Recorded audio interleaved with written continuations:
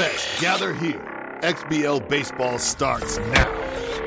It's crushed to the moon, and we're tied.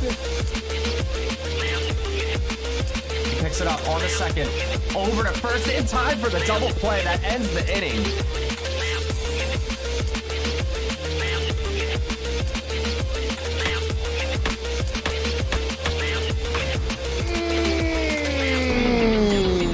That's gone. Oh my, oh my, oh my. Trying to repeat. It's gone! Homeward to the pen! This game is over!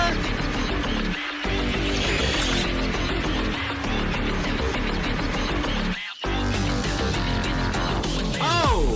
Crushed! Left field! Off the pole! Domingo Bell, deep right center field, carrying, and it's gone! That was hit hard. Left center field, did she do it again? To the wall! Swung on Bell to the deep left field. Is this baby gone? A grand slam! Champion! The AAA World Series is over! On a line shot! I can't believe my eyes.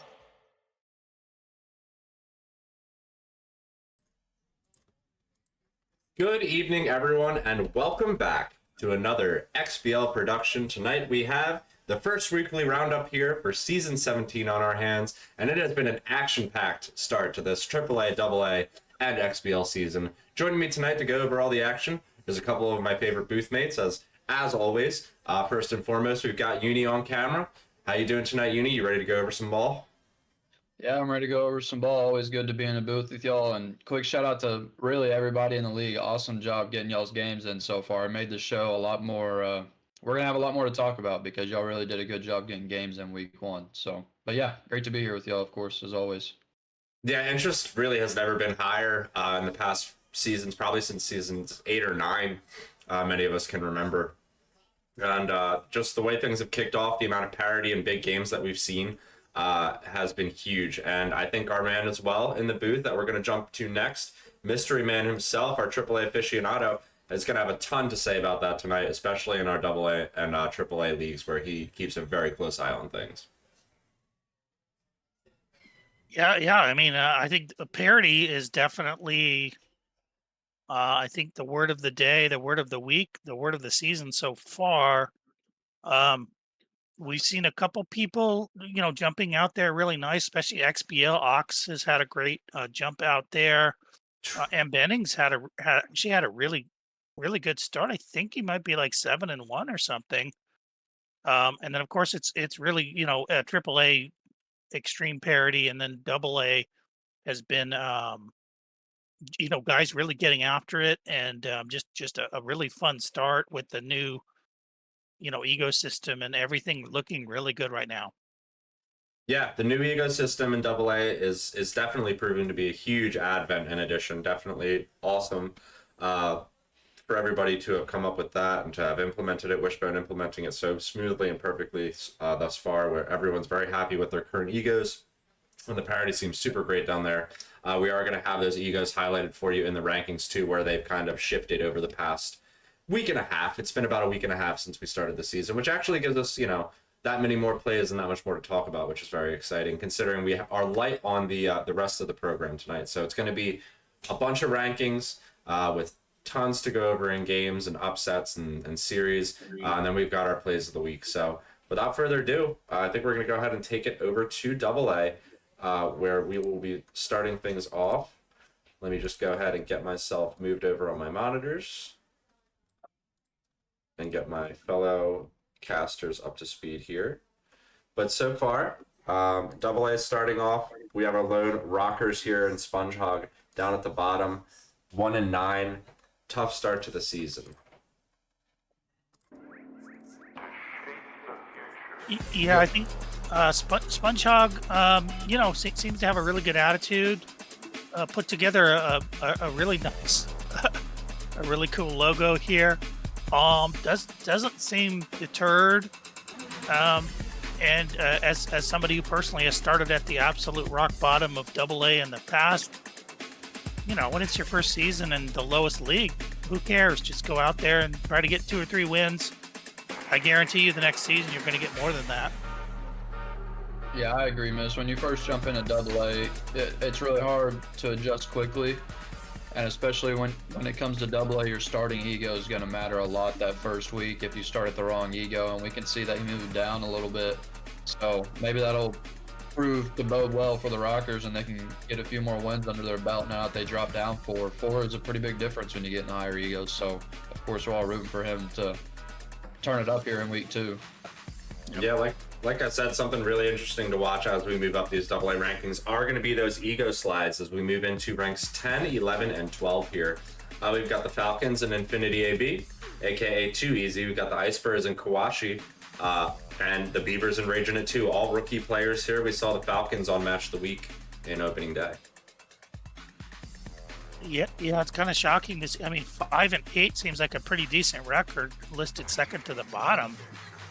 The Beavers, I think, are actually a pretty good team, no doubt. Run score is going to have to jump up a little bit, but holding these guys down at these lower egos, it's actually harder to hold players down. 4.97, quite a nice runs allowed there. Icebergs, I actually love this logo. It's just so clean, has an icy Arctic feeling to it, which is perfect for what the team is. Looking pretty good. 3 and 5 is perfectly fine, and then the Falcons 5 and 7, practically 500. Probably a bad break here or there. Strength of schedule 2, so that's probably a plus 500 team right there. Yeah, I agree, Mist. And when it came to me ranking the AA, a lot of it had to do with the ego and where they are and the fact that people can move up and down. So I know personally I had the Beavers down here at 12 because he's at the lower end of the ego spectrum. So, if someone is at the higher end and they're succeeding, there's not that much room for them to have more difficulty in the ego. But if you're down at 60 or now he's moving to 59, at the same time, you can't move much further down. So it's going to be tough to hold people down, like you said. So the Beavers are going to have to work on the run allowed a little bit, and 2.29 runs scored isn't too much. So if he can get the bat up now that his ego dropped down a point, I think he can definitely move up in the rankings. 5 and 8 is not bad at all, and 7 strength of schedule is pretty decent as well. And Icebergs, Kawashi's in the streams all the time. He's in the Discord pretty often, great part of the community. 3 and 5 is not a bad record, and it's early on. That gives you plenty of time to work with. So I think the Icebergs can definitely be on the up and up. 5.3 runs per game is really a good amount of runs per. You just got to work on locking down your pitching. And then 2 Easy, I've watched a good amount of his streams. I think he's a good player for sure. He's a lot like me, I would say, and he can get in his head whenever he gets down. But I think in the lower egos especially, you have more room to come back in close games because it's quite simply just easier to hit the ball at the lower egos. So 5 runs per game for him too. I think 2 Easy someone out of these 3, I think he could be the biggest riser. Yeah, and like Mystery Man kind of alluded to, so much volatility in just runs allowed and pitching in general. When the egos are flexing like this, it's a very good point to watch. As you can see, numbers like 7.8, 7.5, even up to 5, which would look very high in leagues like AAA and AA, but honestly, AAA and the XBL, but in AA, having to contend with varying egos, these are actually pretty tight numbers because people are scoring runs as well. We'll see who some further higher scorers are up the board. We're at 7, 8, and 9 now, where things are starting to take a little bit more shape. We see a big drop from MC Vibraphone, who's had a rough start. And above him, we've got Prestone and the Pelicans, and Milik Dragonboard and his Paladins, 2 rookies. Yeah, I can only think that the MC Vibraphone record is a direct result of the strength of schedule. And I would say the same thing for the runs allowed. This is a very good pitcher. A pretty good all-around player. Struggles at times with the bat, but he's scoring 5.22.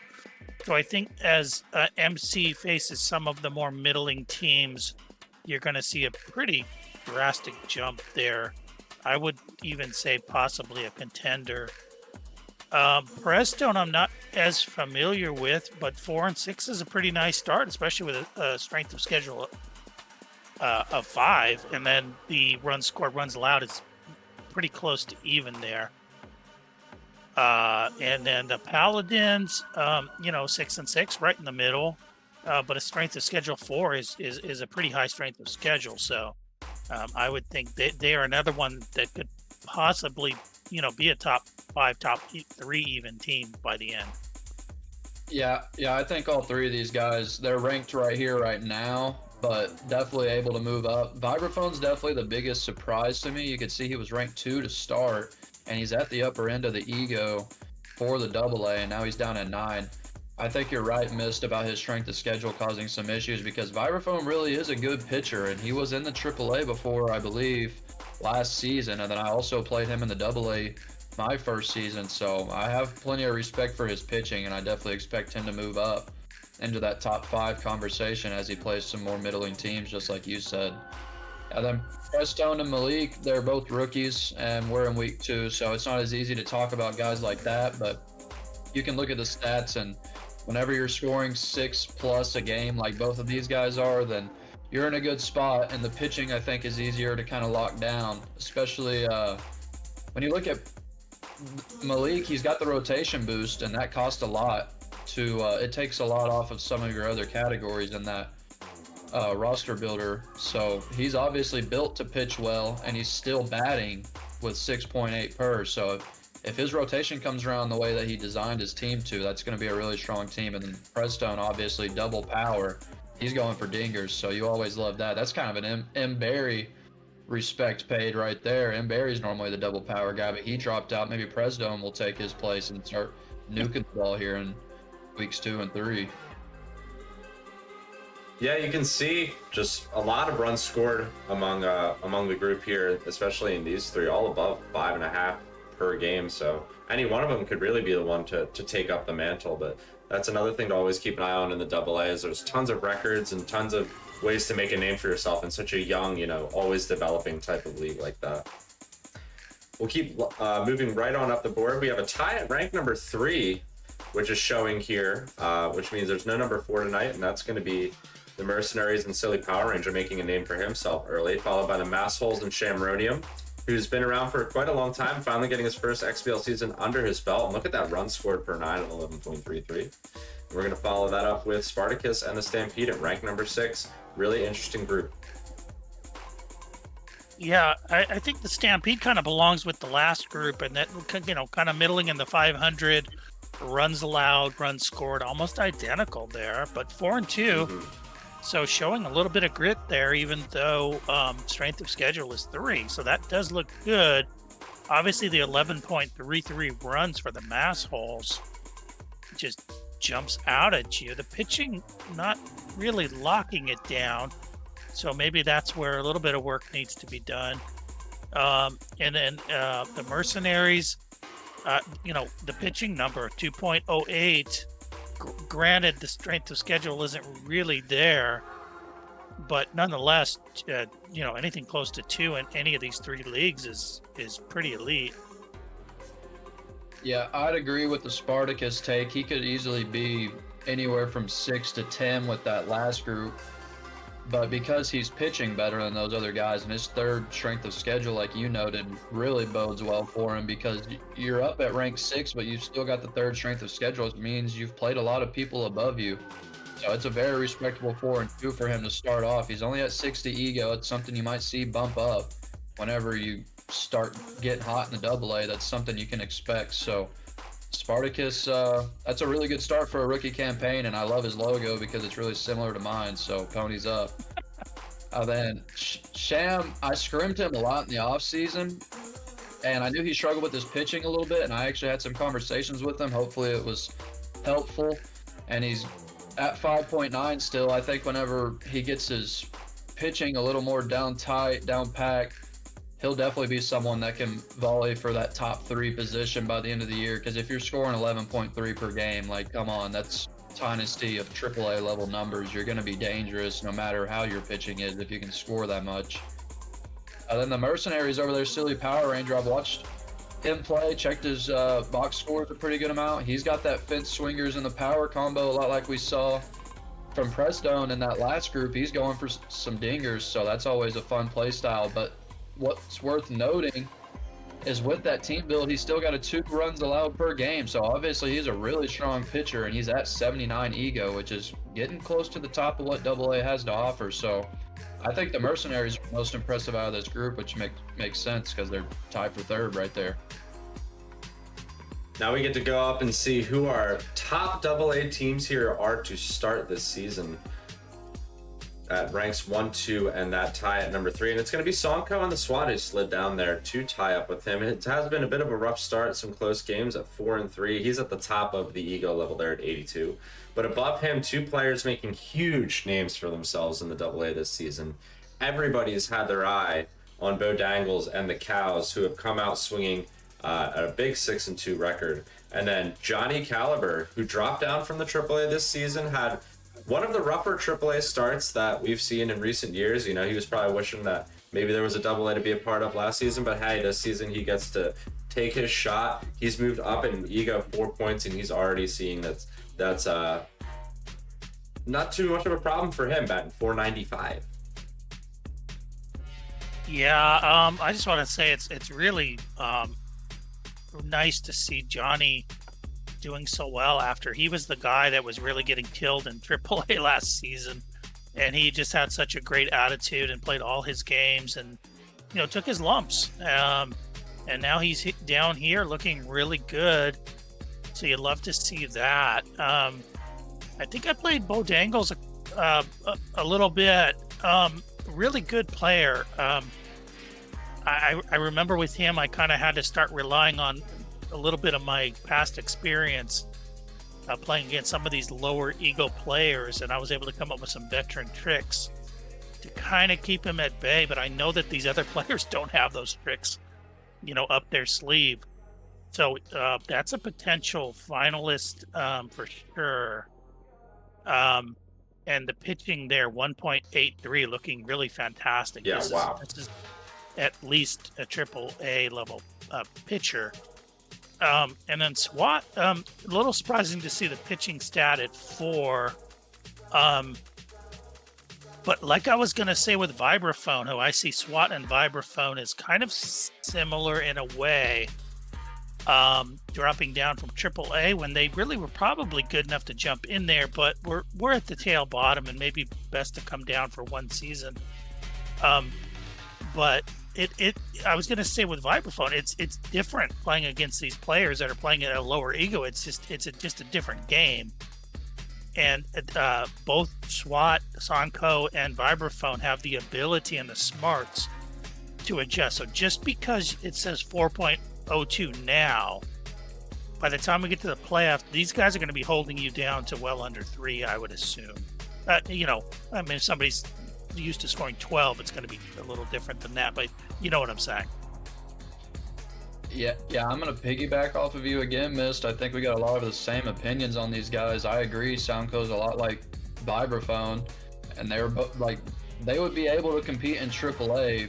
We saw it last year. They were able to get wins under their belt, like a respectable amount. I think they both had around somewhere between 7 to 10.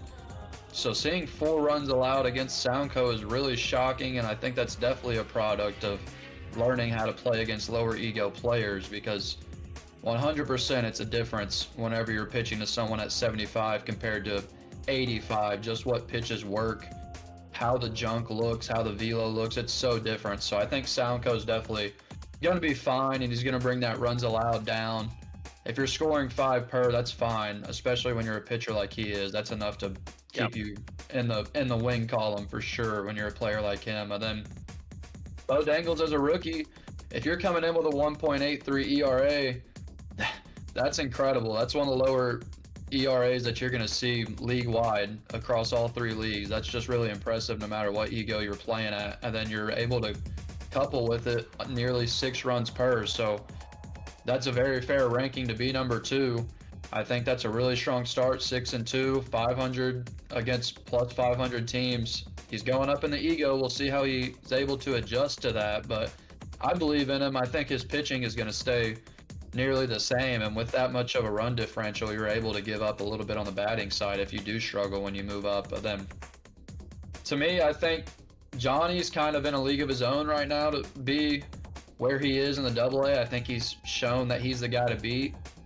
And something that I really wanted to say when I got to Johnny in these rankings is, like y'all said, he was in the AAA last year and he went some odd 2-38 or something like that. Okay, obviously not something he was happy with, but if you take your lumps in this league, you're gonna improve, and that's shown to be true for Johnny because he was struggling in the AAA, took his lumps, he played the whole season. I'm always gonna shout him out for that. Always, he fought through it, and now look at him in the AA. He's absolutely dominating with over 13 runs a game. So that's just an insane start to the year for Johnny. I think he's in a league of his own right now and definitely the player to beat. I think even jumping up 4 in the ego rankings, Johnny's going to be just fine. So this is a really strong top 3, and I think AA's parity is really great to see so far because any of these top 3 can be displaced because of how well the rest of the league has been playing. So AA's been awesome so far, and these guys at the top have definitely had the best starts. Yeah, what a group. From top to bottom, you saw a ton of different type of players. And the stats we saw all over the board, and all the egos varying, the runs scored up and down, the runs allowed usually very high, but you highlight things like Bo Dangles at 1.83, even Sonko at a flat 4. That's one of the lower ones we've seen, even though it's on the higher end, like I said, in some of the other leagues you'd expect. So the egos being different is playing to a very interesting degree down here. That's something through these roundups as the season goes on that we're going to definitely want to keep a really close eye on it, because it's a very cool new advent to the league that is just a new conversation topic, and it's showing a lot of promise. We move on up now to the AAA, where things are extremely tight in the parity and the egos are flat. We moved things up to 86, and so far our man Tezzy has gotten off to one of the roughest starts. We'll take it to Unicorn first for the AAA to speak on that, but we all want to see Tezzy come back and do well. He's really just trying to get his feet back under him, I think. Yeah, like you said, it's more of a deal of getting his feet back under him for him. He's jumping back into league. I know he hasn't played at least last season. I've only been here for a couple, and I know he wasn't in here last year. So Tezzy, I just don't have a whole lot on him because I've never really played him and I haven't seen him compete in this league, but I know that people have respect for him coming into it, saying that Tezzy was going to be a competitor in the AAA. So 0-5 is nowhere near out of it, and he's scoring 3.5 per game, so it's not like he can't bat. So I think Tezzy's a real mystery right now, but Miss might have more to add on him as he's got a lot more experience and watched him. Yeah, Tezzy has the talent to be in the top half of AAA, even on his worst day. But I think he's playing on kind of a weak setup. He's traveling. His roster submission was not ideal, but it's still really early. And I've actually scrimmed him multiple times fairly recently, and it was pretty much dead even. So that, and I'm probably number 6 or 7. So, but if your setup is not there, then that's tough. But yeah, he's a good player. We'll move on up the board now past Tezzy to rank 16, 17, and 18 in the AAA. We've got some rookies down here, along with a sophomore player in Albrat and the River Pirates down there at 18. We've got ranked 17 Puffer Dog and Icy Hot off to a 3-6 start. And above him, we saw in Match of the Week, Mystery Man's opponent, Corn Central and the Seawolves, making a pretty loud name for themselves early in this AAA season, but sliding in the rankings a little bit. Yeah, Albrat, it's pretty obvious what his play style is. He's a lot like, really, there's a few AAA guys like this that can just pitch extremely well but struggle to bat as well enough to get into the top end of the league. I think I scrimmed Albrat the other day and played like 16 innings or something crazy. I might have it wrong, but I'm pretty sure it was Albrat, and I know that he was a really good locator. So if you can locate and pitch the way he does with that 2.5 ERA, you've got plenty of room to move up. You just got to get that bat off the shoulder and knock some balls around. Albrat was in the AAA last year, so I know he's not an easy win or anything. I believe I actually split with him. And then Puffer Dog, I don't know a whole lot about coming into the league, but he's putting up a good amount of runs. He's struggling to pitch right now, but that's part of it. When you first get into the league, I think rookies are going to struggle more with pitching than anything, just because you start to realize in those middle weeks the fact that players in this league can kind of hit any pitch no matter where you put it. So it's really a tough league to pitch in. Third strength of schedule is worth noting, I think, for him. Only 3-6, so he's gotten his fair share of wins. I think Icy Hot will be fine. I like his logo. I think it's pretty interesting. More creative than I would have been able to make for sure. So I think Icy Hot could be a riser for sure. I think Corn, like you said, we saw him on the match of the week against Mystery Man. We had that unfortunate disconnect. I'm not sure if that second game got resolved yet, but we saw him locate extremely well as he got further into that match of the week. Some really expert level location.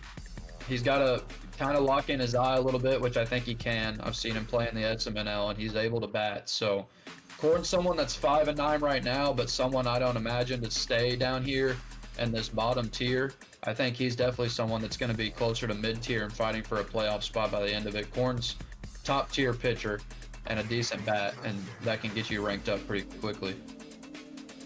Yeah. Right now, I think Obrat's kind of the dark raider of AAA. You know, you look at that 1.13. That looks eerily familiar to, I think, what Dark Raider scored last season. But then you look at the pitching and you say, "Whoa, this guy should be in the top 5." But then you look back at that hitting, and it gets a little bit tough. But he can still eke out games, and he got one off of me.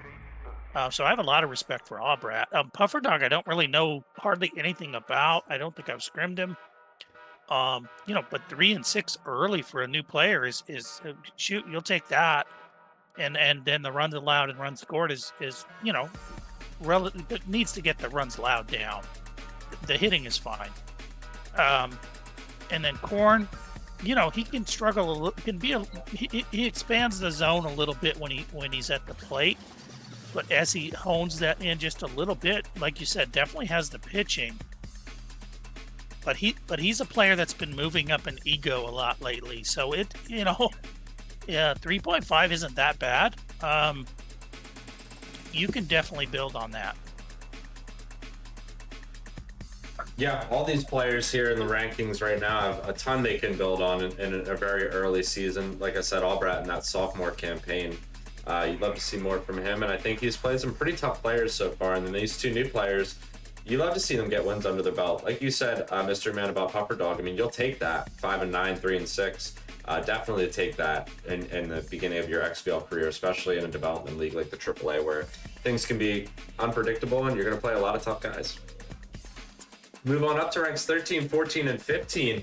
This is Short Step in his DC Dingers. He's made some pretty loud noise so far in his early XBL career. He's followed up by two esteemed veterans of the league here in Rise and Fall and the Piranhas, who's been up and down through the AA and the AAA through the course of many seasons here, and the same for D-Cell, former AA champion. We were just talking in the chat. D-Cell pushing 10 seasons here. I've been keeping an eye on some of these guys who are approaching 10 seasons. We're gonna start seeing some other logos approaching gold here as the rest of this actual year goes on. Yeah, nearly 10 years in the league. That's really impressive commitment, and I'm glad he's enjoyed the league so much. D-Seal is always a tough guy to face, and coming from the Switch onto the PC, from what I've heard in the chat lately, so I think that could bode extremely well. We all know anyone that's played this game on a different system and then switched to PC, it's really a pretty astonishing difference in terms of reaction time and refresh rate and all that stuff. So DeSille, I mean, he's doing what he normally does. He's hanging around the middle, and he's going to fight for a spot in the playoffs. That's kind of DeSille's game. He gets into the playoffs near that bottom end and able to make some noise. So I'm always rooting for DeSille, and always nice to see someone inch closer to the Hall of Fame. Then Rise and Fall, pretty similar. They're both, him and DeSille are both good pitchers. I don't think their ERA necessarily reflects how good of pitchers they are right now, but Rise and Fall a little bit better batter. He's got nearly a 300 average, which is definitely respectable. Pretty baseball-like average right there. Something that you're fine with. And at a 5-5 record, once again, him and DeSille are really similar to me. Both guys that fight for one of those bottom 4 spots in the playoffs. Then that's all you got to do is get in and then try to make a name for yourself from there. So then Short Steps, he was someone that was really difficult for me to rank because I think this guy can bat with the best of them. He's got completely even runs allowed and runs scored, which is surprising to me because I've seen him hit extremely well, but he also played ice and spliff in 4 games out of his 10 so far, and those are arguably the 2 best pitchers in the AAA. So I think you're going to look to see that run score go up, and I think you're going to look to see short step move up in the rankings sooner rather than later, because from what I've seen, that guy's a really good player. He's just new right now, and it takes some adjustment. Yeah, I look at Diesel and Rise and Fall, 2 of my biggest buddies ever since I came into the league. They're both extremely wise, smart players, cagey, but in totally different ways. Diesel's really disciplined hitter, can be a tough pitcher, can historically struggle with the fastball a little bit, but is one of those tough outs. No matter, it doesn't matter if you're number 1 or anything, you can lose to Diesel.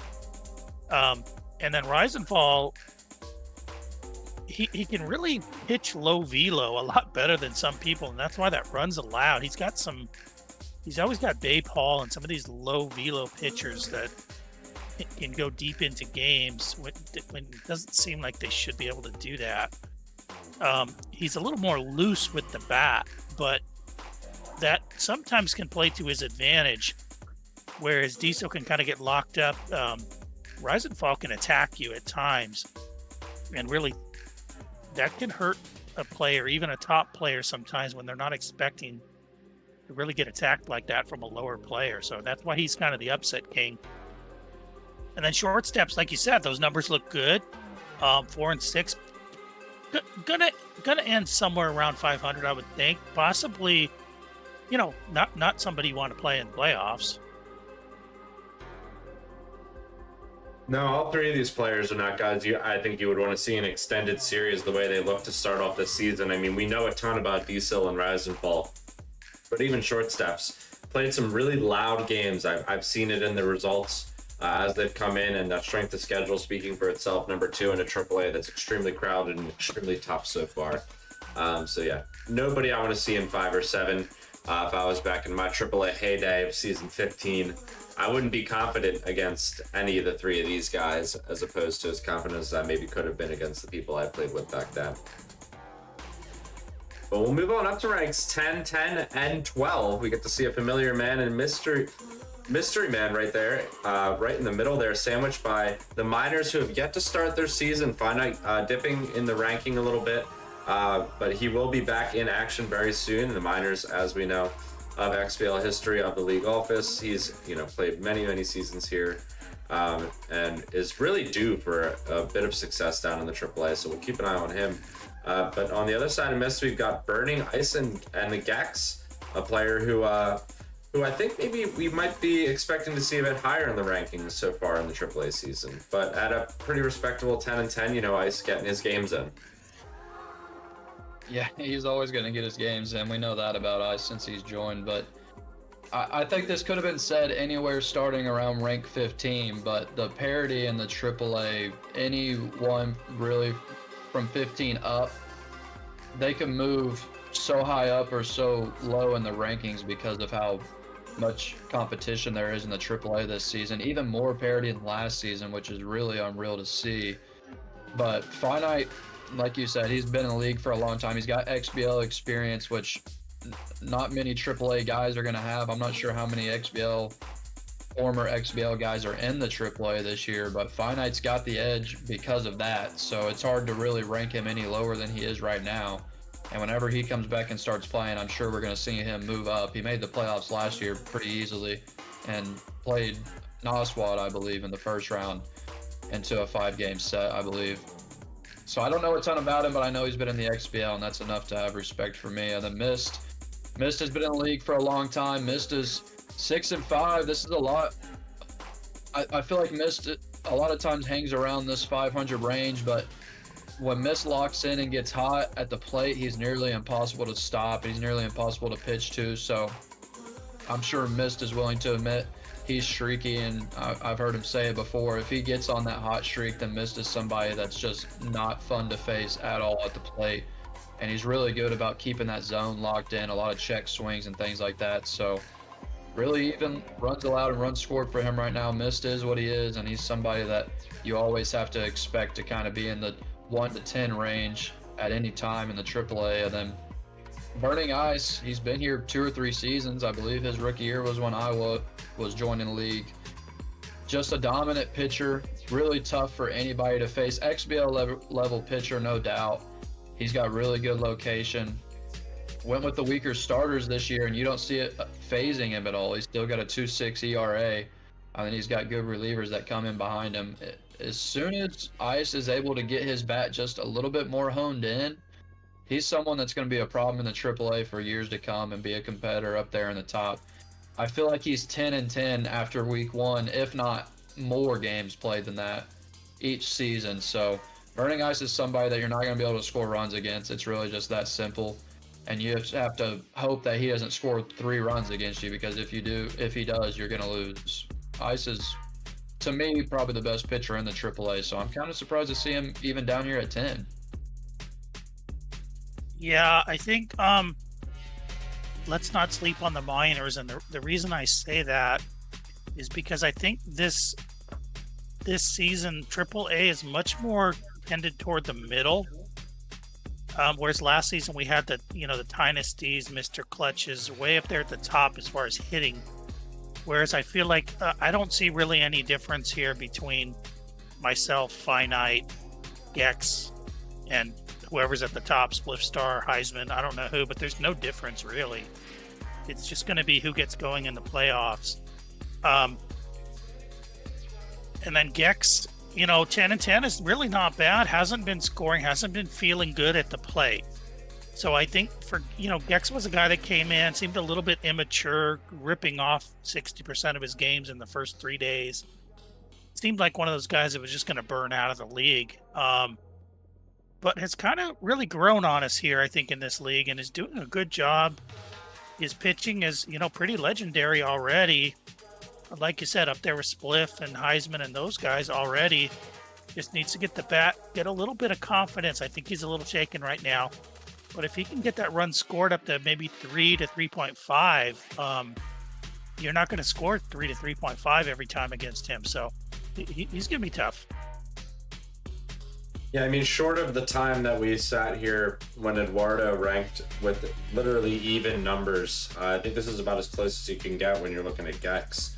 With a 2.48 runs scored, 2.63 runs allowed, is 285 batting average against, 268 batting average for. I think he's just, really consistent. What he brings to the table, he's got a really tough build this season. You scrimmed him, and if you're in any of the other leagues and you scrimmed him before the season, it's extremely tough work. But out of this group, 2 really, really committed players that we see every single day. Another player that kind of lies in waiting, that we want to see more of. But when he comes, he does bring a presence, and that minor's name, again, it shines in gold. He's a former XBL World Series champion, but he's the AAA success has eluded him. So this is a season where you'd expect him to make a name for himself in finite provision.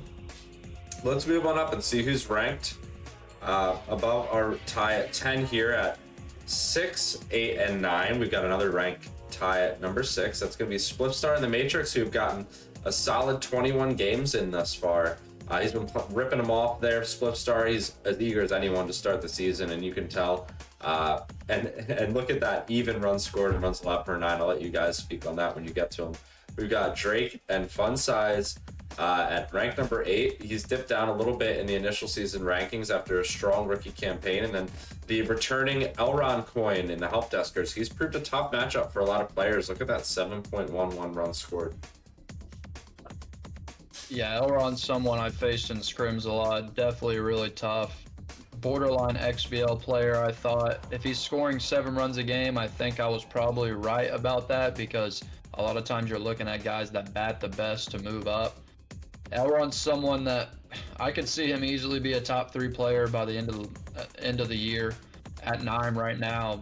But good pitcher and good batter. I mean, he's got it on both sides, so that's obviously a good recipe for success if you're scoring 7 per. So I think Elron's a really, really strong guy out of this group. I might have had him ranked higher than both of these guys even. And then Drake Baseball Club was a rookie last year and quickly made a name for himself in the league when he was able to split with Dynasty on Match of the Week and show exactly how good of a pitcher he can be whenever he's got his location honed in. And then when you're able to put up nearly 6 runs a game, obviously you can bat as well. So when you look at fun size, I think he had some issues with some lag and things like that, which is unfortunate. I hope he can get that resolved because I think Drake or Fun Size in the Drake Baseball Club is someone that really can compete to win the league, and I think he believes that too, a confident player. So hopefully he's able to get that resolved because Fun Size is no one you want to mess with when it comes to the AAA, no one you want to play.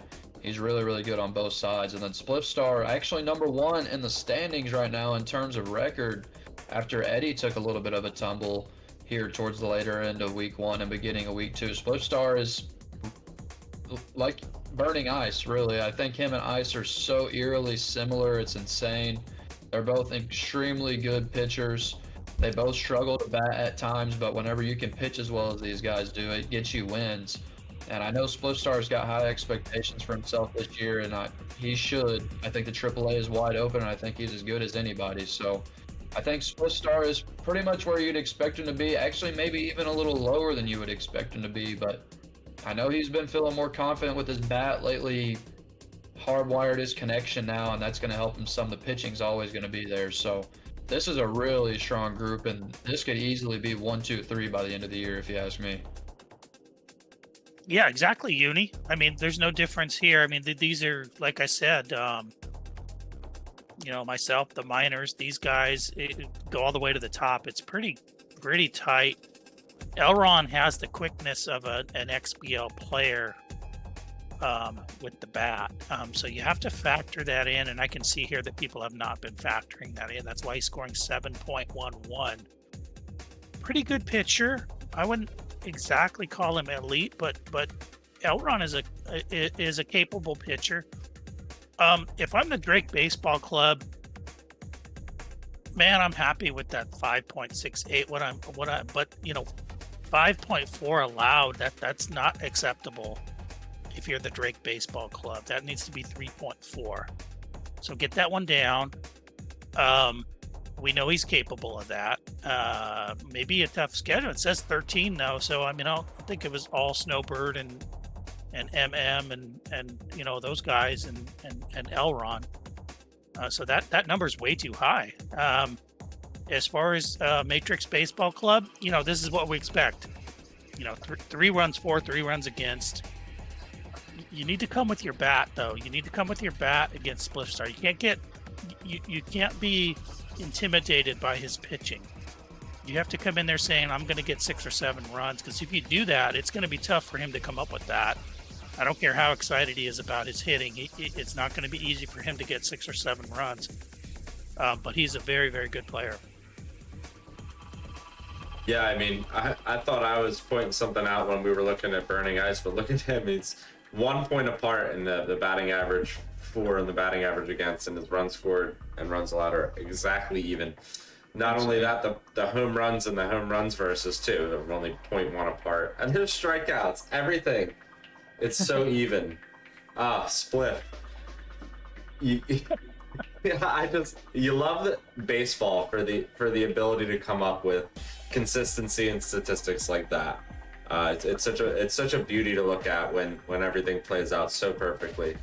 But yeah, this group of players, like you said, Uni, I believe, this could be 1, 2, 3 that we're talking about here the next time we do this. I don't really think that would be any great shake to assume or recommend that's a possibility. But we've still got another 2 slides here in the AAA to go over. So let's look at ranks 4, 5, and 6. And we've got the runner-up in last season's World Series and Ricks sliding down from number 1, a tough start at 4-4, followed up by a very big preseason favorite in Snowbird, who's also benefiting from a console swap, as many have heard. Look at that 9.28 runs scored per 9. That is the intimidating number that many have been fearing, but the pitching always leaving a little bit to be desired. And that's followed up by No Spot on the Jawas. I think this is your sleeper here right now in the AAA. This is a player that has the goods to go very deep, not and possibly win it all. Yeah, I think you said it perfectly. Noswat is the, I think, scariest person in the league because of the potential we know he has. He's got legit XBL level potential on both sides of the plate. Whenever he plays at the top of his game, he's a lot like his brother Clutch. He's a super scary guy to face batting, and then I just scrimmed him earlier. He's got really good location. So Noswat's just somebody that has so much potential. He just hasn't shown it yet this far in a couple seasons in the XBL, but no doubt in my mind he's going to eventually do it, and this could be the season that he does it. I wouldn't be surprised at all. He's only 4-2 so far. He hasn't played a ton of games, but you can see right there he went 2-0 against Heisman, and Heisman we haven't seen yet. So obviously that means we swept the top 3 player. So Noswat is someone that's really, really scary. And then Snowbird, that's what we expected. She's an extremely good batter, really tough to pitch to. Struggles with her pitching on her own side, but if you can score 9 runs per game, you're able to give up some when it comes to pitching. So moving from Switch to, I'm not sure if she went to PC or Xbox or whatnot, but moving from Switch to anything is going to improve your game. And she's batting exactly how we expected, just really, really strong at the plate. Big and clumsy on the team build's obviously going to help that. And then Rick's at 4-4, I think, is a little bit of a surprise, and I'm surprised he's got an 18 strength of schedule as well with Burning Ice and Split Star on there. But 4-4 this early on, I don't think matters to Rick's at all. We saw him last year kind of stay around the middle of the pack until the last couple weeks, and then he really went on the biggest heater in the league, took the 2 seed, and then we saw him obviously go to Game 7 in the AAA World Series. So Rick's is a player that easily could win the whole thing, and he showed that last year by getting 1 game away. So Riggs has really interesting pitcher builds, and he's really good at using those pitcher builds and making you work full counts nearly every at-bat to get a hit, and then he's able to score. He's a contact swinger most of the time, but power swings when he needs to. This, like we've said before, 1 through 10, so similar to me, and anybody can move anywhere. This is a really, really strong group. Yeah, to be honest, Noswat in my heart was the #1 preseason player. That's what I really wanted to put, but I think that was a little bit disrespectful to Ricks and Eddie for all they did last season. So I moved the Jawas down, and it looks like I was right to do that just based on the runs allowed, runs scored. Hasn't really lit it up. But if you're talking about potential, I agree with you, Unicorn. This is probably the #1 potential in the league. The Black Roses doing what we thought the Black Roses would do. To me, the surprising thing is 7 and 5. I mean, if you're scoring 9.28 and 5 points, you could be 12-2, 13-1 with that same number of games. So I don't know how she comes out with 7 and 5. But even if she's giving up 5 or 6, if you're scoring 9, you should be winning almost every game.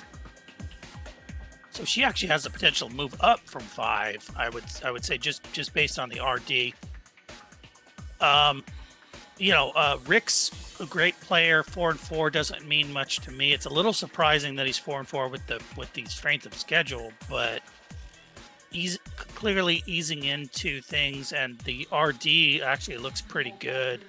So, Ricks isn't going to drop out of the top 10. He wasn't like a completely dominant player last season. He's one of those guys that his play style doesn't scare you at all. It's just that he keeps wiggling out every time you get runners on, first and second, first and third, and you keep coming up with zip. It gets kind of tough. But, these are great players, all 3 of these.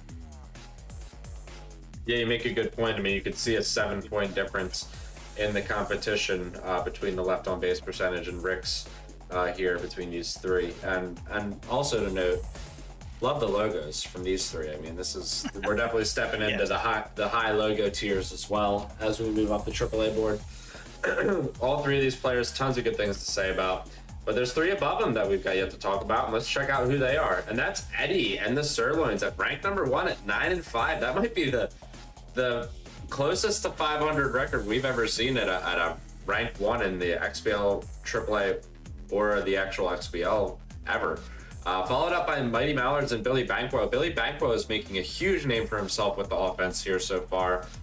Billy and the Mighty Mallards, you know, might be trying to take a name for himself from the other Mallards that we know so well in Luke Archer and his legendary club, but he's got a lot of work to do till he gets there.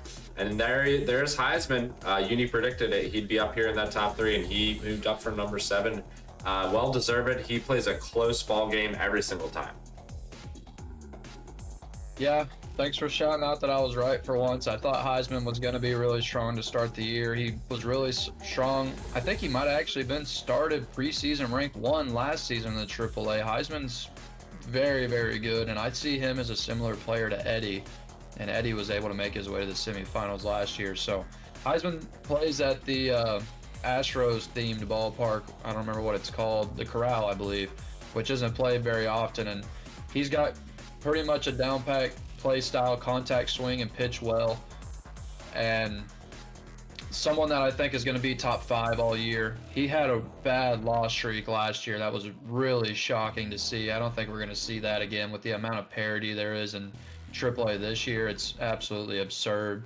I don't think anyone's going to have a bad win or loss streak the way we saw last season. And then Billy, he's really scary to face, I think, if you're in the AAA right now. He's someone you do not want to run into because it seems like he can score 10-plus runs every game whenever he's got his bat going. He seems like he's very XBL level at the plate. He's averaging nearly 8 a game, and that's coupled with a 400 average, which is just ridiculously difficult to do at any division. So Billy, as a rookie, that's extremely impressive. As a rookie coming into AAA, playing at 86, playing guys that legitimately might be top 50 in the world, and you're 11-7, and you're ranked number 2. You went up 14 spots. So big shout out to Billy. Obviously, we didn't have you ranked properly preseason, but holy crap, what a great start to your year. So keep that up. Like he said, Luke is kind of what you're going to be compared to just because of your logo, unfortunately, is he's one of the best players to ever play this game, but heck of a start to them. Yeah, Eddie, 9-5. All these guys are 4 losses away from being 500. That's how good the parity is right now in AAA. They're 2 sweeps away from being 500, and that might move you down into the 10 to 15 range. It's absolutely the greatest thing to see, and that's why I said I think AAA is my favorite league in the XBL because of how competitive it is top to bottom. And Eddie's super annoying to play against. Very, very good in close games, very veteran savvy. He's got a lot of that missed veteranship in him and able to squeeze out of tight situations. So Eddie's someone you're going to see in the top 3 all year. He's going to be really good.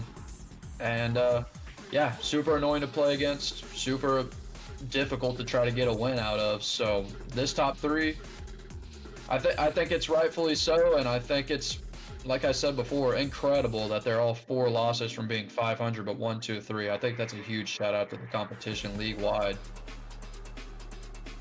Yeah, I think if I'm Heisman, I'm really happy with these numbers. Over 4 runs a game is good for him. Not the most talented hitter, but he's a gamer, and he has a lot of tricks up his sleeve. He can put runs on the board at times. He's not going to dominate like, you know, the Mallards or Snowbird, but, you know, 4 runs is not bad. He could get that up to 4.5, even 5. Not much higher than that. I don't think there's really any potential for something higher than that. But last season he didn't really pitch that well, so 3.21 looks really good.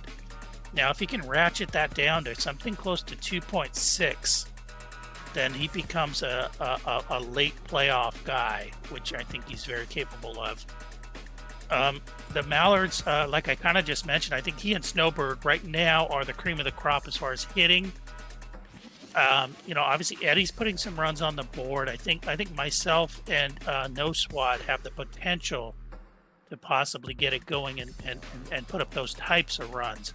But the only ones that are actually doing it at the moment, I think, are Billy and Snow. Pitching, that's not going to do it. 6.5 is not going to do it in the playoffs at all. So that's going to have to change. But, you know, this is his first season. I'm sure he's learning the players. but just an absolutely fantastic prospect here moving forward. I hope Billy sticks around. Looks like a really good player, a potential XBL player if I've ever seen one to do this well so early. And then Eddie being Eddie, the RD is not, the runs allowed versus runs scored is almost even. He only needs a few points there to win a bunch of games. So, this looks like the Eddie we know and love. Yeah, pretty typical stuff from the old Kansas City Sirloins, that's for sure. Like you said, well said about Billy Banquo, is with a ton of potential in this player. And Heisman, we've had the eye on him for the past 2 AAA seasons, I think, to really break out. So this is a well-deserved group here in this first weekly roundup in an early season 17. But we've talked a lot about the AA and the AAA. We're going to move on now to the XBL, where things are just as spicy and just as competitive early in this season.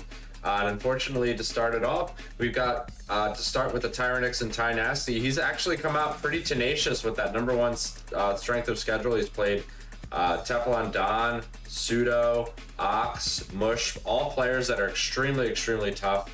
Came out 1-9 with that victory on Match of the Weekend. It's been dry since then. I'm going to start off with Mist.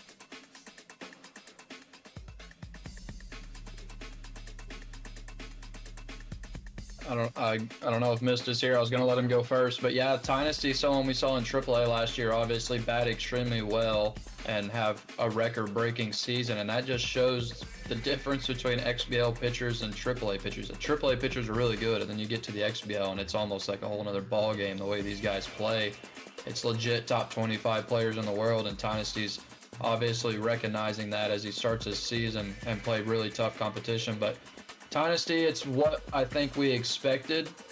He was going to struggle with his pitching because he wasn't the strongest pitcher to begin with, but I did expect more than 2.3 runs per this far into the season, even with the ego adjustment. So I hope that Ty is able to bring that bat back the way he did last year in AAA, because that's extremely fun to watch, and I've got some belief in Ty and his Tyrannix that he's going to be able to do that.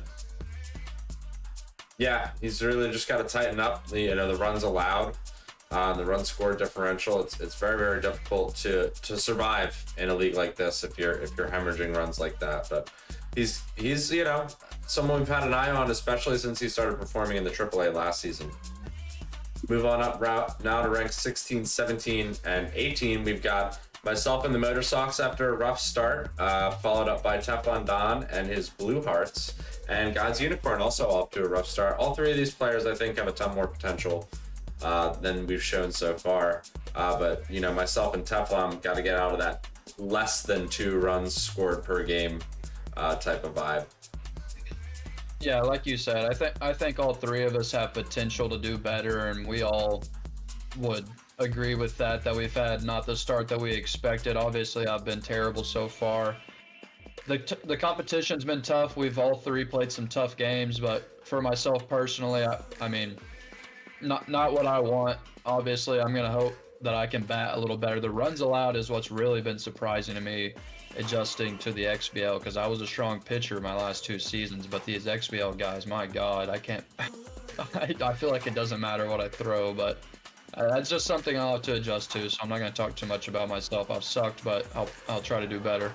Teflon, really good player from the SMNL. I played him in the SMNL. Extremely, I guess, kind of like weird would be the best way to describe it. The way he pitches, he'll use high sliders on you. He'll just mix up pitches the way that a lot of people in this league just don't do, and it's really a different look. And I think it's showing so far. He's got a 3 ERA, which is, or runs allowed per 9. That's really, really good coming into the XBL. Like, obviously, I'm averaging 8. So for him to come in and average 3, that's impressive. He's got to get the bat up to speed, and I think that's just an ego adjustment thing. I think of us 3 here, I think Teflon's got the greatest potential. I think he's really, really strong player whenever you've got his pitching the way it is. I think he's able to bat better, and I think he would agree with that. So Teflon, I've got high hopes for them. For you, you've obviously played a lot of leagues in the season. You know how these guys play. You know what to expect. but yet it's just really difficult. These guys are just really, really good in the XBL, and you understand that. And whenever you look at yourself at 16, when you drop down to AAA, you won the whole thing. So that shows the difference between the XBL and the AAA. It's just the players are just absurd. And I'm going to meet you on Match of the Week. I think hopefully one of us can right the ship. Hopefully it's me, obviously, but hopefully one of us can right the ship and catch a sweep on Match of the Week. I know you can bat well. You did it in the AAA, so I see your run scored is going to go up, and 4.3 ERA is not that bad. So, I mean, I feel like you're in the same boat as me. You're pretty pissed off about the start, but you've got the confidence that you're going to be able to improve it, and I think you're right in believing in yourself in that sense. Yeah, I mean, yep. Go ahead. Mr. Man's back. Yep. I was just going to say, yeah, obviously, you haven't delivered. Definitely have the talent to deliver. I think, like I said from the very beginning, I think you're a little bit less affected by the ego, but I think you have been affected just by the jump and just the whole experience, especially pitching wise. I mean, you're not an 8.24 pitcher at any level. The Blue Hearts pitching quite well. That run scored is just shocking to me. I just think that's an adjustment. There's I think it's almost a fluke. I can see Teflon Don hitting, probably in the 3.5 to 4 range by the end of the season. Not even next season, like by the end of the season. I think that's just going to be an adjustment. Motos just haven't done it on the offensive side. I mean, the runs allowed is not that bad. Could maybe come down a tiny bit, but capable of putting up, even as high as in the 4 range. But he uses speed, uses a lot of different. He's kind of a cunning player. It's not just power. It was power in the AAA, but it's not going to be just power up at this level. It's going to have to be some trickiness and hit and run. He'll hit and run on you. He'll do a lot of things. He'll diddle you, which we might see later. So 1.68 is not going to do it, but it'll come back. Yeah, all of us here in this group looking for that mojo to come back, even though Teflon Don not familiar to the XBL, but you could tell he's already, not happy with where he's at, but wanting to do better. I mean, this is a group of players that I think you would not want to see in 5 games, no matter who you are. It's just going to be a matter of if any of the 3 of us can get to those seedings. And there's a ton of season to play. I mean, even with myself at 16 games, I'm looking at the board like ton of games to win, ton of games to play. Like you said, Match of the Week with Unicorn coming up over the next couple weeks, and just a lot to be excited for, even though the start to the season has been tough down here in the XBL. We'll move up to a few more players who've had a rougher start, but we're off to a really interesting campaign, and players, all 3 of them really, that you want to keep an eye on. And there's Mythosaurs and Mr. Clutch debuting a brand new logo here on this roundup. Look at that cream. Now that logo pops. I don't know if you all agree, but I think there's someone might have made some good recommendations to that logo, and he may be here in the booth. I don't know. If you guys don't know what I'm talking about, maybe you can infer from there. We've got Habaneros and Zlatanimo following up off to a 2-3 start. I mean, he's just kind of hanging out right here until he really gets rolling. And then Dark Raider and his Harfang, he's playing the game that we know he's going to play. Like you said, Miss, we were looking at someone in the AAA who had less than 2 runs scored, and that was a Dark Raider archetype. And this is the Dark Raider archetype right here. He's got 1 run scored per game, and about 4, almost 5 allowed. But on those games that he wins, he's not allowing anything. Yeah, Mist, I'll let you go first on the XBL now that you're back, if you're ready. Yeah, I think Dark Raider, like you said, you always throw the numbers out the window with Dark Raider. Those don't mean anything. It's just going to be him playing his game, which is a solo home run, keeping you down, and just trying to get that one break that gets him over the top, which, 2-6, considering the numbers, actually is not that bad. I do think he can hit better than that, for sure. I've seen him hit. So he can do way better than that, but 1.4...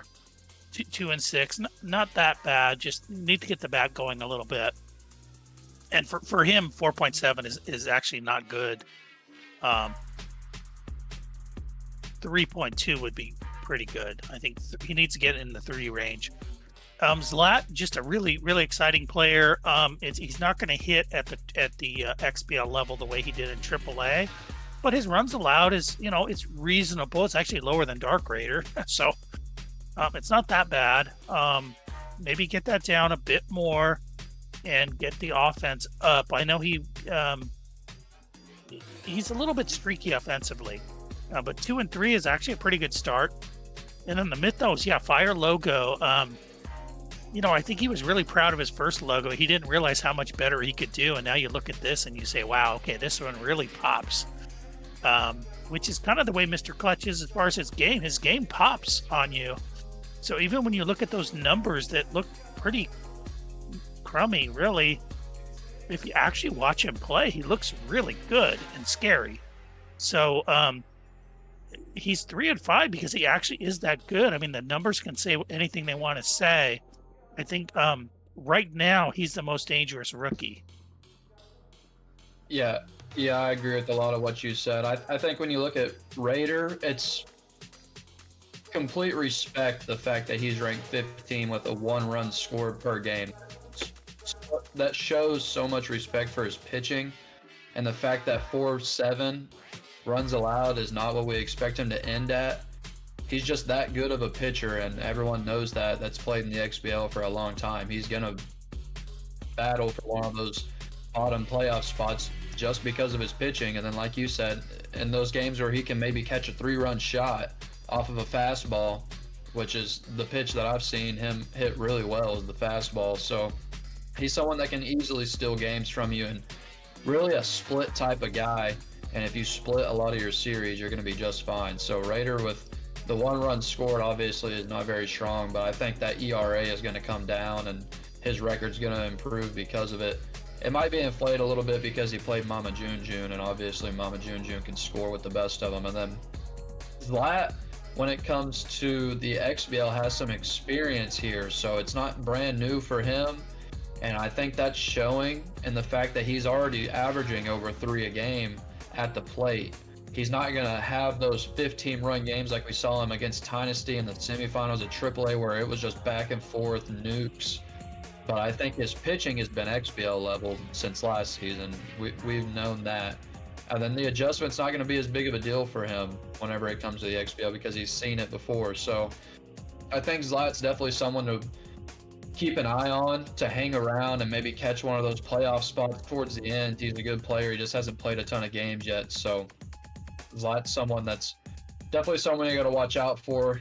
Then Mr. Clutch is kind of like the Naswat, which is weird because they're brothers. I guess it makes sense. I saw someone say it in chat. They come from the Natron School of Baseball, and they both have the potential. Naswat's got the most potential in the AAA. I think Mr. Clutch has the most potential in the XBL. When you watch him, like you said, he looks really, really good. I watched him play Teflon the other day, and he lost in like 16 innings, but it seemed like every other swing he was hitting a frozen rope to the outfield. It just wasn't finding grass.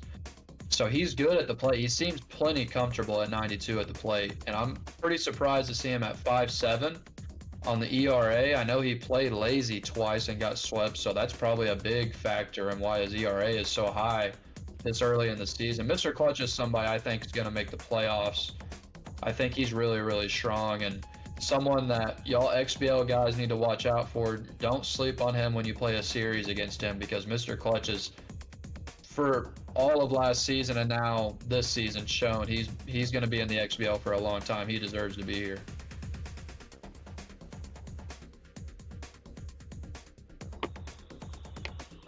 Move on up now to ranks. What we've got 11, 12, or sorry, 10, 11, and 12. These 3 players here, though, just all players, like you said, that we can expect to see a lot more of, with Zlat having that AAA under his belt and Mr. Clutch having the potential there, and Dark Raider having that ability to just steal games from you.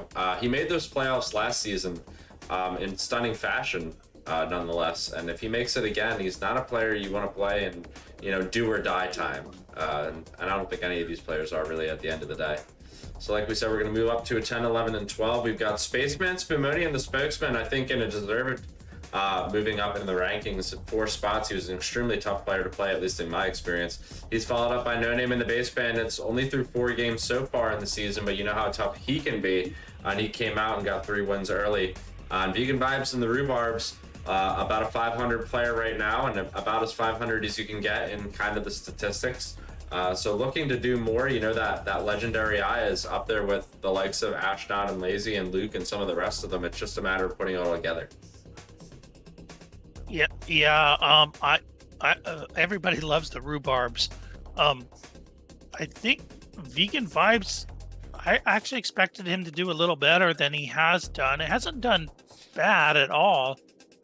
I think he could definitely finish above 500. The Base Bandits, the key is the pitching. He's not going to score a ton of runs, even though he's extremely cagey. Doesn't, never has been comfortable at this high of an ego. He's one of those guys that he's just a gamer. He's going to go up there and use his cunning to try to, score some runs. But the pitching is looking fantastic. It's not going to look that good in the end. I mean, he's going to have to play Lazy and Mama and Ox and Hummus and all these people. So that runs allowed is gonna balloon at least a little bit. But he's another one, kind of like Raider. It doesn't matter anything about the numbers. You're always afraid to play these types of players that if the game goes, kind of like Eddie, if the game goes a certain way, there's nothing you can do to stop them. And then Spaceman, I think, is probably getting penalized just by the fact that he's, even with this nice start, is kind of just completely unknown.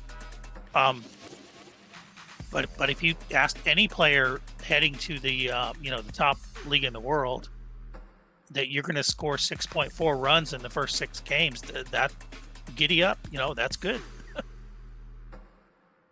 Yeah, Spaceman, that's a good point. When it comes to Vegan's like we all know, his eye is just literally probably the best in the world right now. I mean, it's impossible to pitch him any chase pitches. He just doesn't bite. He contact swings, which definitely limits him, I would say, when it comes to run scoring. But if you're able to lock in your eye the way that he does because of the contact swing, it's extremely difficult. Both games I played against him, he swept me. I was really, really close.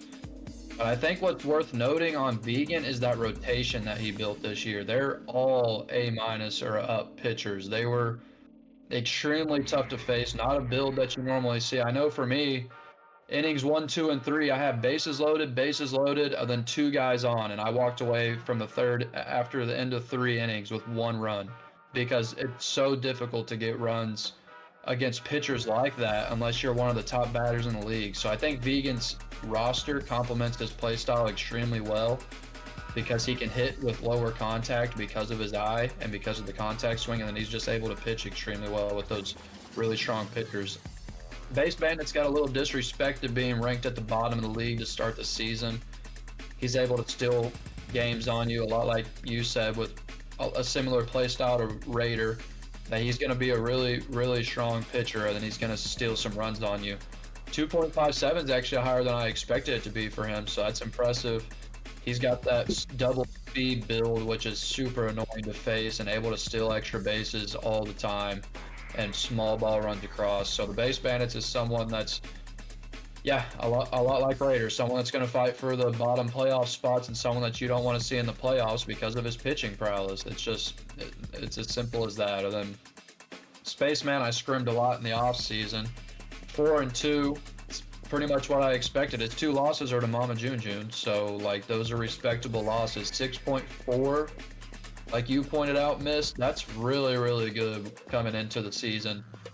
Averaging 6.4 in the XBL is no joke. He's a good batter, and he's got good enough pitching, and he's able to make you chase and use the right pitches when he needs to. So he's another guy I played close in both games, but he's just too tough. He's just a better batter than those of us at the bottom of the league. So Spaceman's definitely somebody you're going to look to make a name for himself here in the XBL, and definitely a clutch type of player. I think him and Mr. Clutch, both guys that you should see in the playoffs, because they seem just comfortable at 92, and that's something that a lot of guys aren't going to be comfortable when they first come up to 92. So Yeah, and if all these players are looking comfortable here at the egos that they're at, and they're in the position that they're currently in, I hate to see what the rest of this board is looking like as we move on up it.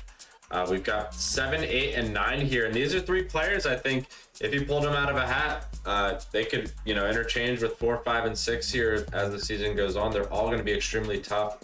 We've got M. Bennings on the dog pound. He came in as underrated after the preseason show, as many spoke on, and I think that was a true statement with the difference in what you see in that runs scored and runs allowed per 9. I mean, he's looking like he's playing a top level right now, and he's done a ton of work outside of the XBL to I think to get to this level, and it's definitely showing. He's followed up by Hummus, who's had a rougher start at 6 and 6, but he's shown he can really drop runs on him with the best of them in some of these early season games. It's just going to be a matter of winning those close ones and not letting it dry up so quickly as it seems to in some of those series.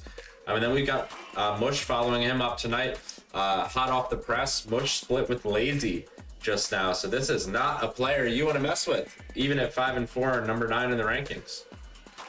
nearly swept. Yeah, I had Mush really high on my list in the preseason. I think he might have been around 3 or 4. Really talented player, very talented. You can see the runs per game at the XBL level. That's fantastic. And I actually think he can get that runs allowed down probably at least in the high 3s range. So Mush is going to be trouble. Mush is probably going to get to the semifinals. No, Hummus, a very, very solid player, has been a little bit streaky. Not like a total dreadnought hitter, but can hit for power at times. 4.5 pitching is not great, but certainly is okay. He's already had some really good wins. He beat Ox, who's now 47-1. So and blew him out in that game. So Hummus is dangerous. And then Dog Pound, it's all about that runs allowed. Brutal pitching. He's really tough.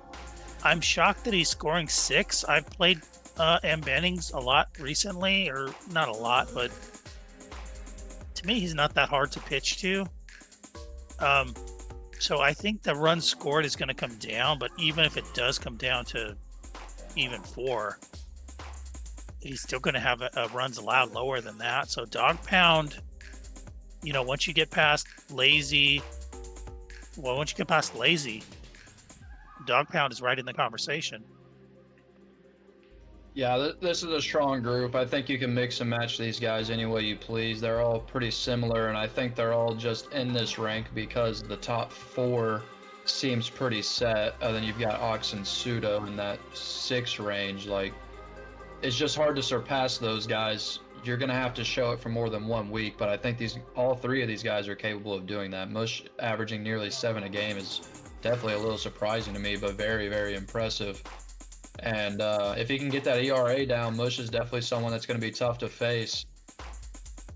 And then Hummus, I'm surprised his runs allowed is at 4 or 5. Maybe his pitching style was just a struggle for me, but he was really hard to hit off of. And then his runs scored at 6, I'm not surprised by, though, because he absolutely knew. I don't know if he was locked in against me or if he just preferred to play against pitch styles like I used, but he seemed like he could really hit any part of the strike zone, and Hummus has the power. He's able to hit home runs on you. Hummus is definitely somebody he's beaten Lazy before. He's in the playoffs pretty much every single year that I've been here. I think he's been in the playoffs. So Hummus is definitely someone that's tough to face. I would expect his ERA to go down a little bit, and I wouldn't be surprised to see his runs scored go up a little bit. I think he would be willing to admit that 6 and 6 is a little bit of a surprise for him, and that he's going to finish with above 500 record for sure. So no, Hummus is a veteran in the league, and we know what he's capable of. And then M. Bennings, like you said, missed. He's so good, and he's 7-1, averaging over 6 runs a game. But that ERA, like you pointed out, the runs allowed at 2 is really insane at any level of competition in the XBL, but especially in the top division.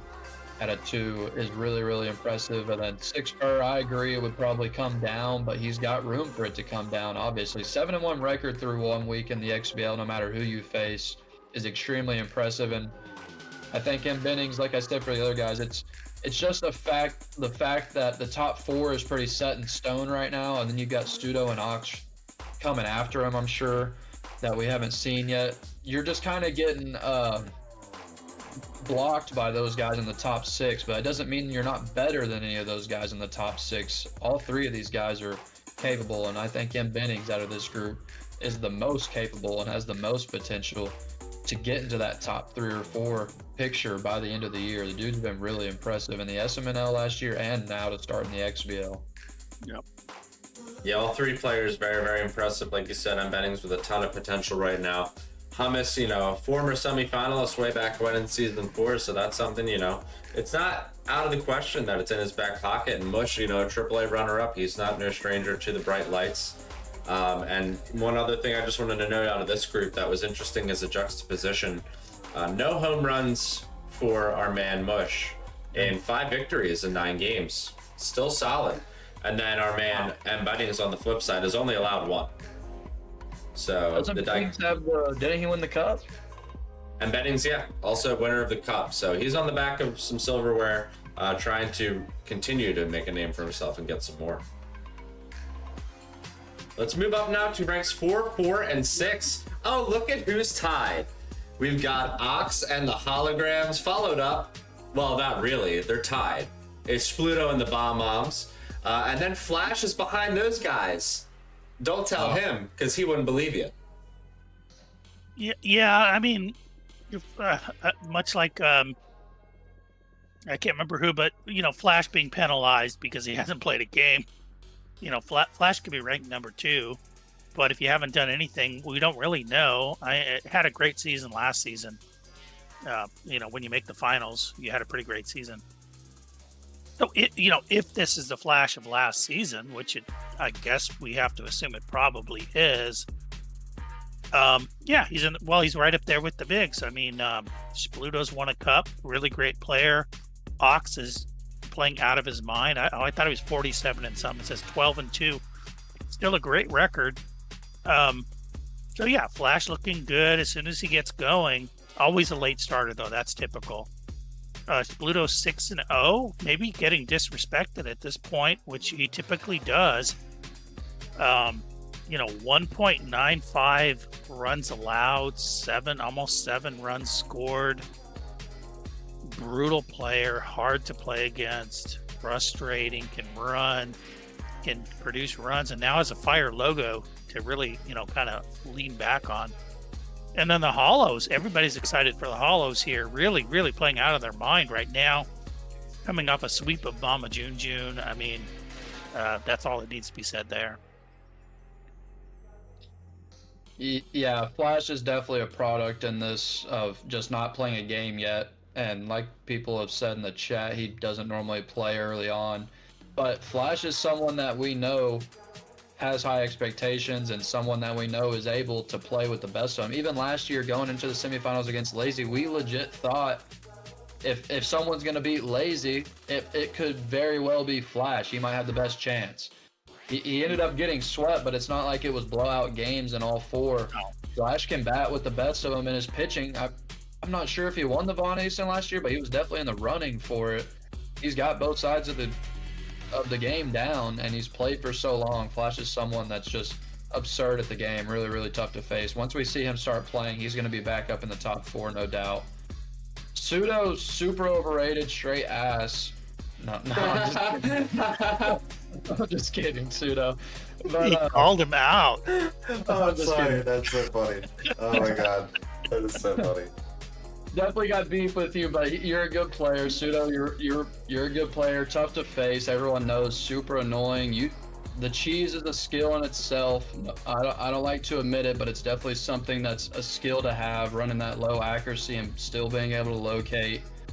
It's really impressive, and I think the reason he's ranked 4 and maybe not higher than Ox instead of being tied is just because I think it's because we haven't seen him break through in the XBL playoffs. He's made it deep, but he hasn't beaten. I don't think he's made it past the semifinals, if I'm not wrong. So that kind of keeps you out of the top 4 in a sense. But when you're holding him under 2 per game and then you're scoring nearly 7, he's got a pretty juiced lineup. His contact this year is insane. So Pseudo's someone that no matter who he's facing, you know he can win. And his play style is just so unlike anybody else's. It's a really tough matchup, and like y'all said, the logo is definitely fire. Shout out to, I don't remember his name that made that logo, but definitely upgraded it. And then Ox with that really hot start, 12-2, the best record so far.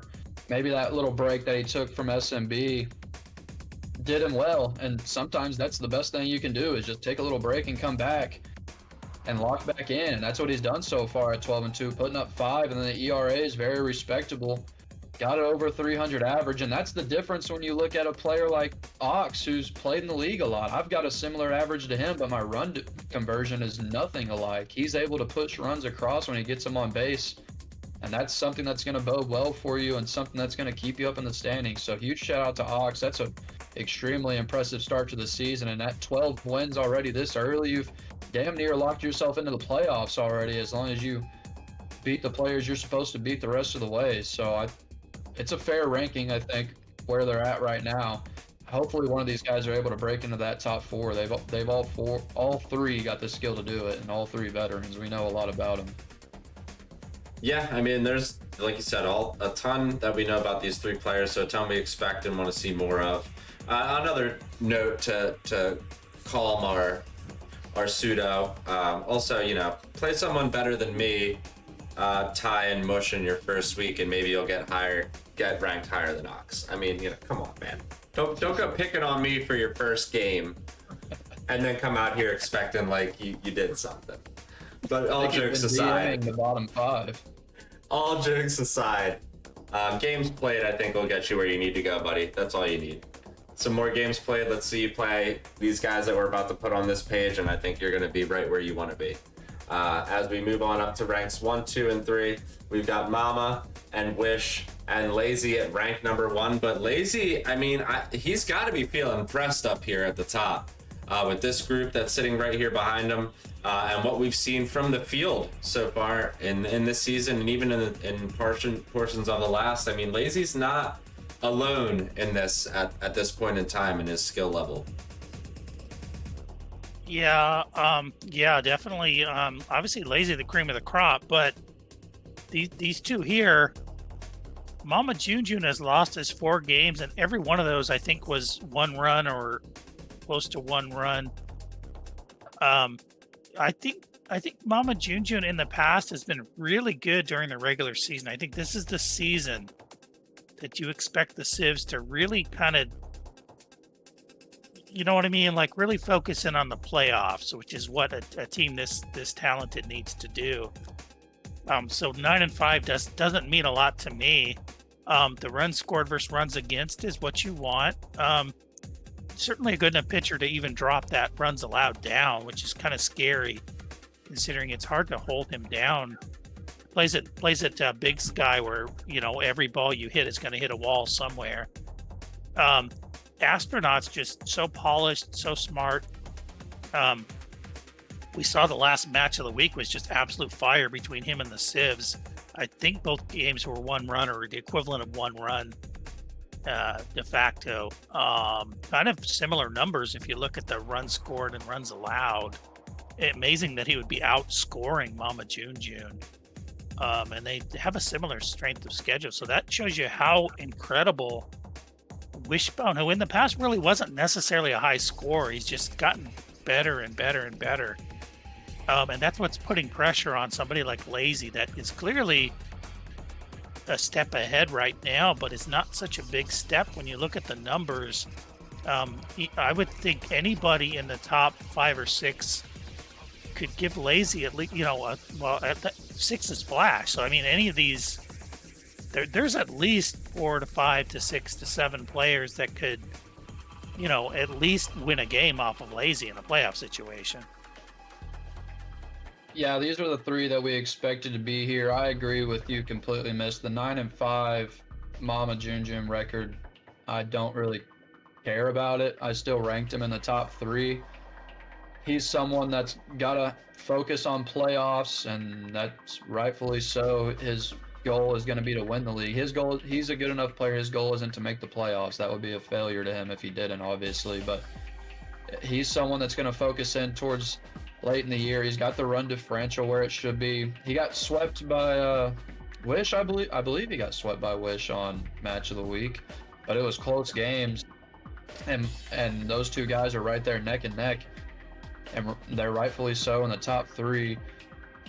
Mama Junjun's played enough that we know what he is, and we know he's scary, and he's going to be top 3 probably for the entire season, if not top 5 is the lowest he's going to drop down. Wishbone, I think, is a huge threat this year in the league. He's really, really, really good. I've scrimmed him a lot. Absolutely frustrating to play against. Makes me feel like I really suck at the game, but it's just a shout out to Wish and the way that he's improved. He's played at higher egos. Him and Mama Junjun both played at 95, 96 for a lot of the offseason, so 92 is slight work for them.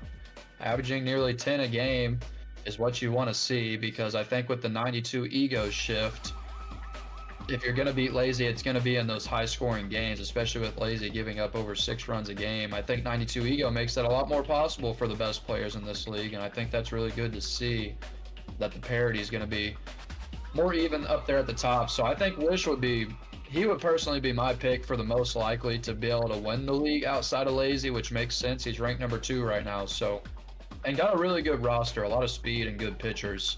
Wishbone made the roster tool, so it's obvious that he knows how to work it the best of anybody, I'm sure, and his roster reflects that, and he's 5-1 to start. That's great. Lazy, there's so much you could say about him and so little that needs to be said about him. He's the best player in the game.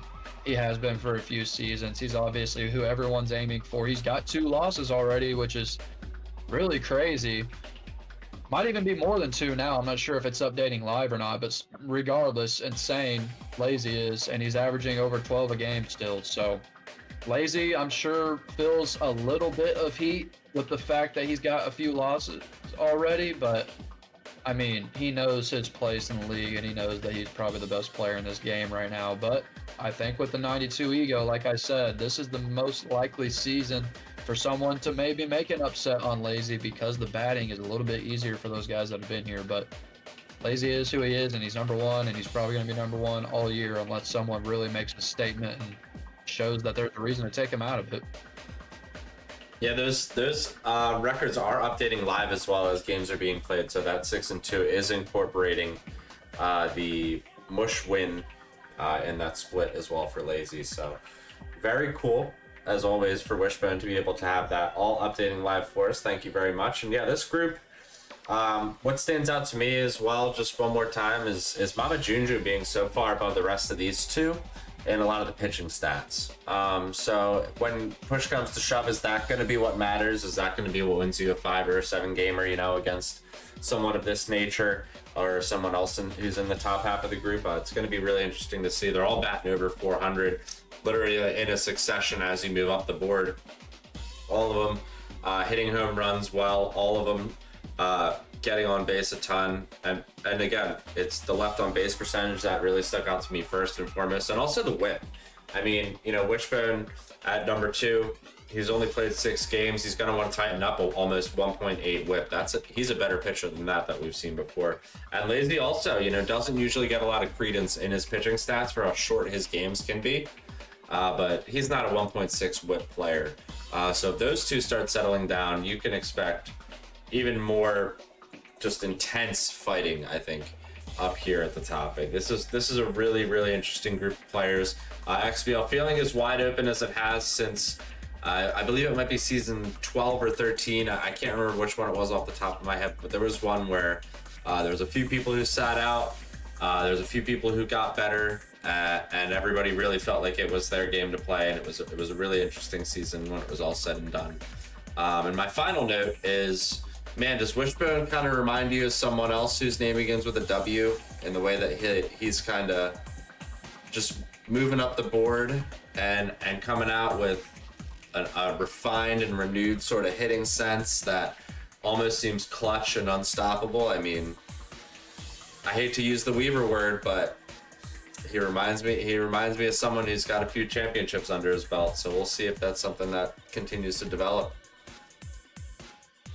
Sounds right to me. That's a good comparison for sure. Yeah.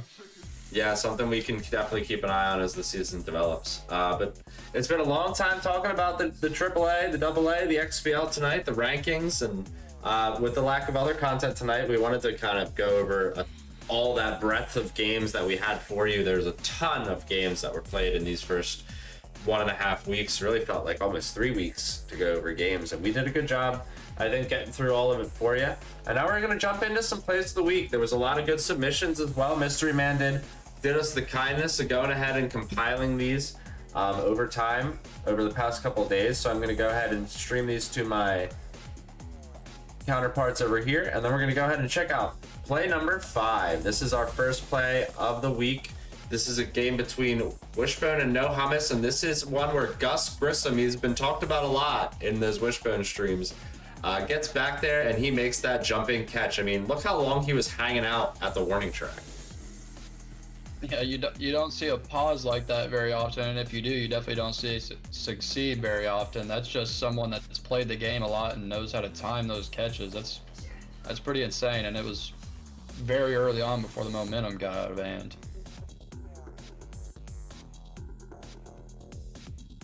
Anything for this play, Mystery Man? Oh, just a great play. I actually saw this play live. When you're playing against a great player like Wishbone, if I'm No Hummus, I mean, that's such a downer.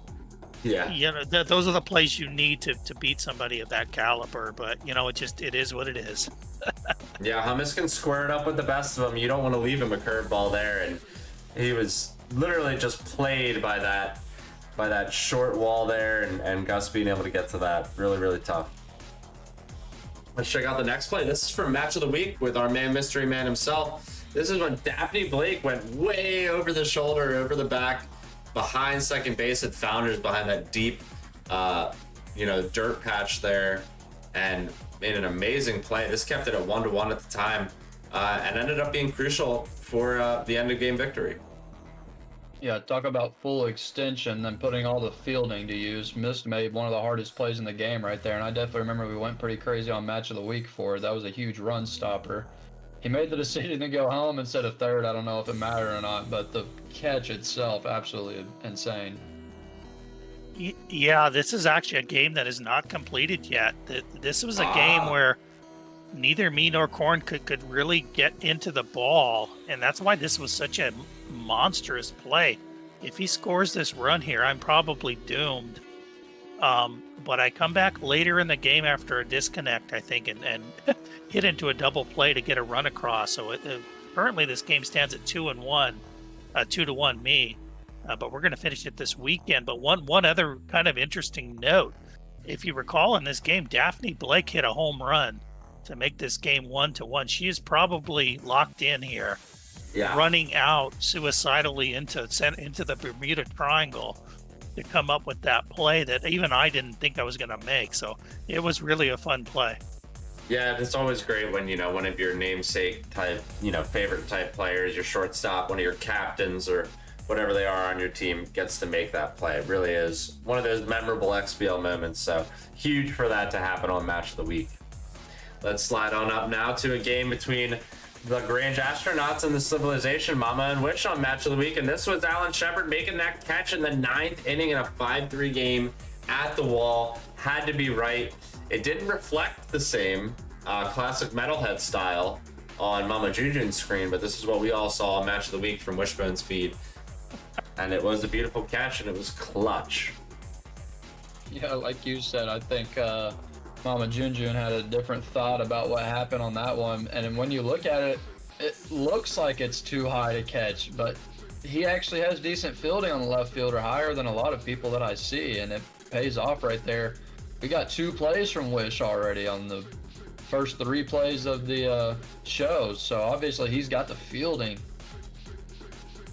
Yeah, this was the signature play of the entire match of the week. It was an incredible match of the week. This is one of those plays where you just assume because of the batting prowess of Mama that the ball's just gonna hit mid wall. I had assumed this was for sure a double or a hit, and Wishbone, I don't know how he catches this play. It just doesn't seem possible.